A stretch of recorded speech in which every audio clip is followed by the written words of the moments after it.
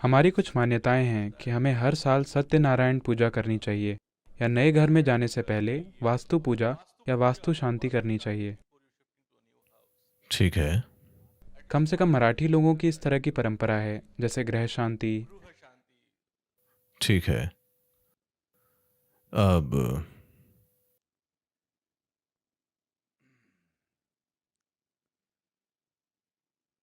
सभी पूजाएं, इससे फर्क नहीं पड़ता कि आप कितनी सत्यनारायण की पूजा करते हैं। जो असत्य आप रोजाना अपने जीवन में पैदा कर रहे हैं, कोई सत्यनारायण पूजा आपको बचा नहीं सकती। सबसे बड़ी सत्यनारायण पूजा जो आप कर सकते हैं वो है आप कम से कम खुद के साथ सच्चे रहें। आप दूसरों के साथ सच्चे नहीं बन पाते, मैं आपको उसकी अनुमति दे दूंगा, पर कम से कम आपको खुद के साथ 100% सच्चा होना चाहिए, हाँ या नहीं? ये एक अद्भुत सत्यनारायण पूजा होगी जो उसी समय परिणाम देगी। वैसे भी आपकी सत्यनारायण पूजा आप खुद नहीं करते, कोई और इसे आपके लिए करता है। शायद उसे फायदा होगा पर आपका पता नहीं। आप धुएं का सामना करते हैं और आपको खांसी हो जाती है, अगले दिन आपके नाक में नसें सूजकर लाल हो जाती हैं। आमतौर पर आपके घर में सत्यनारायण पूजा का धुआं भर जाता है। धुआं नहीं होता? महाराष्ट्र में वे धुएं का उपयोग नहीं करते हैं। अच्छा, आप धुएं का उपयोग नहीं करते हैं। ओ, दक्षिण में ढेर सारा धुआं होता है। हालांकि अब वे इसे कम से कम कर रहे हैं, लेकिन प्राचीन पूजा बेशुमार धुएं के साथ हुआ करती थी। अगर सत्यनारायण स्मार्ट हैं तो वे इसके नजदीक कभी नहीं आएंगे। आप सत्यवादी बनिए, यह सबसे बड़ा सत्यनारायण व्रत है जो आप ले सकते हैं। that you take on his form. यानी आप उनकी तरह बन जाइए, कम से कम खुद से। दुनिया के साथ नहीं तो कम से कम खुद के साथ सच्चे बनिए। दुनिया के साथ भी आप इसे अपना सकते हैं, यह बहुत ही शानदार होगा, पर अगर वो आपके लिए संभव नहीं है तो खुद के साथ बिल्कुल सच्चे बनिए। आप देखेंगे कि जीवन बहुत सुंदर हो जाएगा। अब ये वास्तु, मुझे पता नहीं है कि आप केवल उस पूजा की बात कर रहे हैं जो प्रवेश के दिन की जाती है या इमारत को बनाने के तरीके की। हाउस वार्मिंग एक चीज है। देखिए, एक बात यह है कि जब नई इमारतें बनाई जाती हैं, हमेशा नहीं, कभी कभी जब नई संरचनाओं का निर्माण किया जाता है तो कभी कभी कुछ कारणों से कुछ नकारात्मक हवाएं वहां फंस सकती हैं। तो इसके पीछे विचार यह है कि जप द्वारा एक नई सकारात्मक ऊर्जा का निर्माण हो और हवन का भी कुछ प्रभाव हो। अग्निहोत्र और अन्य चीजों से वातावरण कुछ हद तक साफ होता है। हाँ, सबसे बढ़कर आप एक नए स्थान पर जा रहे हैं और आप कोई ऐसे व्यक्ति नहीं हैं जो इन सब से परे हैं।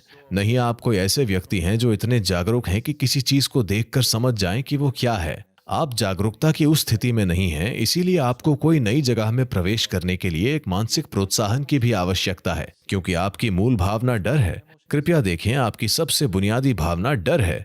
तो कोई भी छोटी सी बात आपके जीवन को परेशान कर सकती है। आप एक नए घर में आते हैं और पेंट की गंध या किसी और वजह से आप सो नहीं पा रहे हैं, और अब आप सोचने लगते हैं कि ये क्या है, मेरे पुराने घर में मैं ठीक से सो रहा था, नए घर में भूत हो सकता है। आप बर्बाद हो जाएंगे, हैं? आप खत्म हो जाएंगे। बहुत सारे लोग कभी भी उस एक विचार से खुद को निकाल नहीं पाते। वे बस और आगे बढ़ते रहते हैं, सोचते रहेंगे और खुद को खत्म कर देंगे।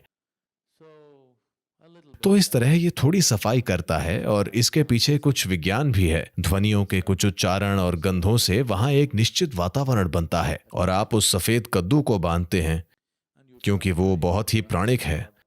उसमें प्राण गूंजते हैं तो धीरे धीरे सकारात्मक ऊर्जा फैलती है। पर अगर आप इसे अपने पेट में डालें तो यह और भी बेहतर होता है। आप जानते हैं,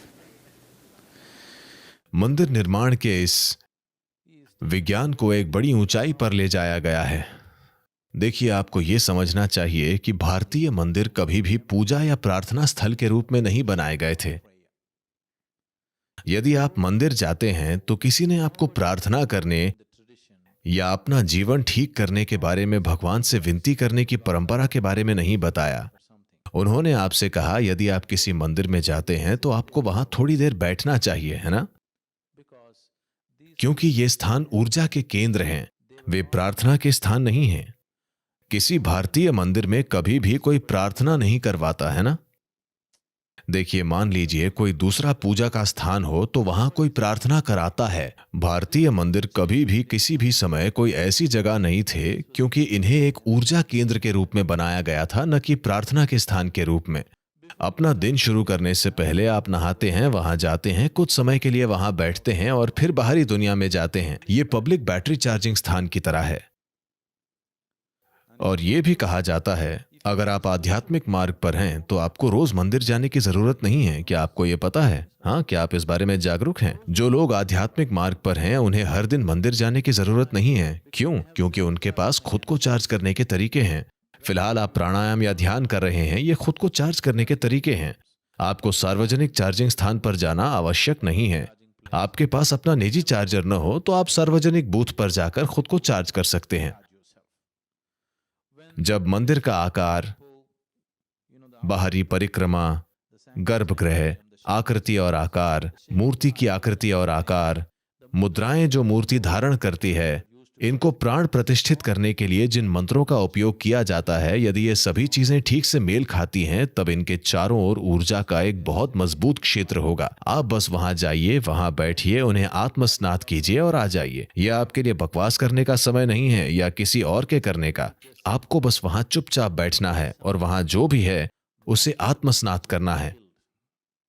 हमने ज्यादातर मंदिरों को नष्ट कर दिया है क्योंकि हम नहीं जानते कि उन्हें कैसे बनाए रखा जाए। आवश्यक समर्पण और इसे बनाए रखने का आवश्यक विज्ञान खो गया है। कई सैकड़ों मंदिर खत्म हो गए हैं, केवल पत्थर बाकी रह गए हैं। ये पत्थर को दिव्यता में बदलने का विज्ञान था, पर अगर आप अनजान हैं तो आप दिव्यता को फिर से पत्थर में बदल देंगे। पत्थर को कैसे परमात्मा बनाया जाए, इसका पूरा विज्ञान है। इसे इस तरह से क्रियाशील करने के लिए कि ये आपसे बहुत अधिक और बड़ी संभावना बन सके, पर शायद आप बस इसे तबाह कर दें। आप में से कुछ को शायद आपको ध्यान लिंक ब्रोशर मिल गया, आपको शायद चित्र मिल गया हो। अगर आप देखना चाहें तो पुस्तक बाहर मिल जाएगी। आपको वहां जाकर बैठना होगा। इसे मंत्रों के माध्यम से नहीं बल्कि प्राण प्रतिष्ठा से ऊर्जावान बनाया गया है। इसमें जबरदस्त मेहनत लगी है। एक तरह से जो मैं अभी कर रहा हूं वो मेरा काम नहीं है। मैं सिर्फ लिंगम को प्रतिष्ठित करने आया था। कुछ और हो जाने के कारण मैं इसमें शामिल हो गया और मैं कुछ समय बिता रहा हूं, वरना मेरा बुनियादी काम सिर्फ ये करना था। मेरा कभी भी प्राण प्रतिष्ठा के बाद रहने का कोई इरादा नहीं था। हमेशा से योजना यही थी कि प्रतिष्ठा होते ही मैं चला जाऊंगा। कुछ कारणों से मैं रुका रहा और चीजें चल रही हैं। आप बस इस मंदिर में प्रवेश कीजिए। आपको शिव या किसी भी बकवास पर विश्वास नहीं करना है। आप बस यहाँ आकर बैठिए। ये एक बहुधार्मिक मंदिर है, इसीलिए सभी धर्मों के लोग यहाँ आते हैं। बस यहाँ बैठिए, यह आपकी रीढ़ की हड्डी को हिला देगा। ये स्पंदन इतना शक्तिशाली है क्योंकि इसे इस तरह से प्रतिष्ठित किया गया है। इस प्राण प्रतिष्ठा को आप नष्ट नहीं कर सकते। ये पत्थर लिंगम पर निर्भर नहीं है। पत्थर लिंगम का उपयोग केवल मचान के रूप में एक ऊर्जा लिंगम बनाने के लिए किया गया था। ये स्थापित हो गया है। यदि आप चाहें तो हम पत्थर के लिंगम को हटा सकते हैं, तब भी इसकी गुणवत्ता नहीं बदलेगी। सातों चक्रों को ठीक से स्थापित और बंद किया गया है। यह अविनाशी है। अगर आप इस ग्रह को भी नष्ट कर देते हैं तब भी आप इसके स्वरूप को नष्ट नहीं कर पाएंगे। ये ऐसा है। ये योग विद्या में एक संपूर्ण विज्ञान है। ये एक बहुत ही गहरी विज्ञान है कि इसे कैसे बनाया जाए। जो लोग प्राण प्रतिष्ठा की प्रक्रिया के दौरान वहां मौजूद थे, जो लोग इसके गवाह हैं, सिर्फ वे जानते हैं कि अविश्वसनीय चीजें हुई हैं। अब अभी आपकी ऊर्जा शरीर से इतनी जुड़ी हुई है कि आप इससे बहुत कम चीजें कर सकते हैं।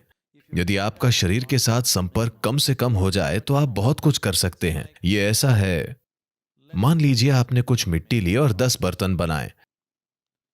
अब आपने इसे अभी तक जलाया नहीं है, यह अब भी ताजा है। अब आप उन्हें फिर से लेकर 12 बर्तन बना सकते हैं। यदि आप चाहते हैं तो इससे 20 बर्तन बना सकते हैं, क्योंकि मिट्टी अब भी लचीली है और आप इस पर काम कर सकते हैं। तो समाधि की अवस्था का मतलब है यह उस चरण पर वापस जा रहा है जहां मिट्टी अब भी लचीली है और आप इसका इस्तेमाल कर कुछ और चीजें बना सकते हैं। आमतौर पर जब लोग समाधि की स्थिति में होते हैं तो हम उनकी रक्षा करते हैं। हम उन्हें बहुत संरक्षित वातावरण में रखते हैं क्योंकि छोटी मोटी बाधा से वे शरीर छोड़ सकते हैं। कोई व्यक्ति समाधि की गहरी स्थिति में है, आप बस ऐसा करते हैं, वो शरीर छोड़ सकता है क्योंकि ये इतना सूक्ष्म है। थोड़ी सी हलचल से ऐसा हो सकता है। इसलिए लोगों को उस अवस्था में रहने के लिए प्रतिष्ठित करने और शारीरिक रूप से सक्रिय होना सिखाने के लिए जबरदस्त ट्रेनिंग की जरूरत है। मुझे सही तरह से लोगों की तलाश करने और उन सभी को एक साथ लाने और धीरे धीरे इस स्थिति को तैयार करने में 20 साल लग गए। आप इसका अनुभव अवश्य करें। अपने जीवन में आपको इसका एक बार जरूर अनुभव करना चाहिए। ये कुछ ऐसा है जिसे आपको जरूर देखना चाहिए। आपको किसी भी चीज पर विश्वास नहीं करना है, आप बस वहां जाकर बैठिए, आप देखेंगे ये आपको खुद में समा लेगा।